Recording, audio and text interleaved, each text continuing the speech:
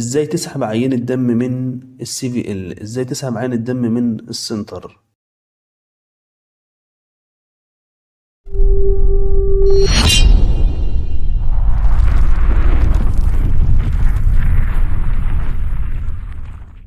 اما بتيجي تسحب عينة دم من السي في ال، بيكون معاك سرنجتين اتنين، سرنجة فيها 10 سنتي نورمال سلاين وسرنجة تانية عادية. بتقوم مفلش الأول وتعمل تيست للسنتر لاين عن طريق إنك بتفتح المشبك كده، وبعد كده تحقن وتفلش بالنورمال سلاين.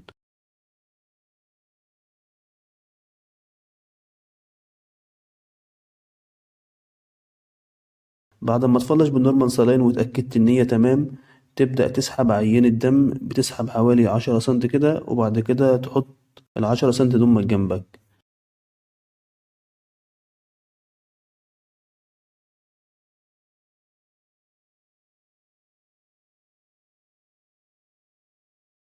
بعد كده بتجيب السرنجة التانية اللي انت ما استخدمتهاش وتبدأ تسحب العينة بتاعتك. ما بنسحبش او ما بناخدش ليه العينة الأولانية وخلاص، لأن العينة الأولية ممكن أكون اديت ميديكيشن للحالة، فده يأثر لي على نتيجة التحليل، ما بتكونش العينة دقيقة أوي، فيفضل إن أنا باخد العينة التانية. بعد ما خلصت وخدت العينة بتاعتي، بجيب السرنجة الأولانية اللي أنا خدت بيها عينة الدم، وأقوم مدخلها تاني وأقوم حقنها تاني في السنتر لاين، واتاكد من الكلامب. ضروري جدا انك تتاكد من الكلامب بعد كل مره، سواء هتحقن نورمال سالين او هتسحب العينه، تتاكد ان انت فتحته وقفلته كويس. بعد ما تحقن العينه اللي انت سحبتها في الاول تاني، بتبدا بعد كده تجيب نورمال سلاين وتبدا تفلش تاني ب10 نورمال سلاين، وتتاكد كويس انك قفلت الكلامب عشان ما تدخلش اير امبوليزم للمريض.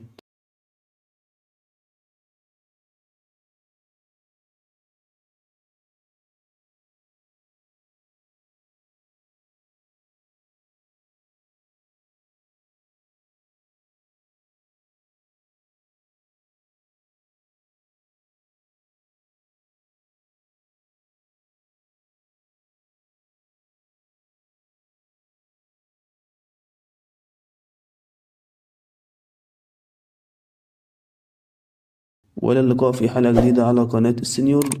وما تنساش تدعمنا كده باشتراك ولايك على القناة. سلام. مع السلامة. مع ألف سلامة. خلي بالك من نفسك، هتوحشني يا حبيب قلبي. مع ألف سلامة.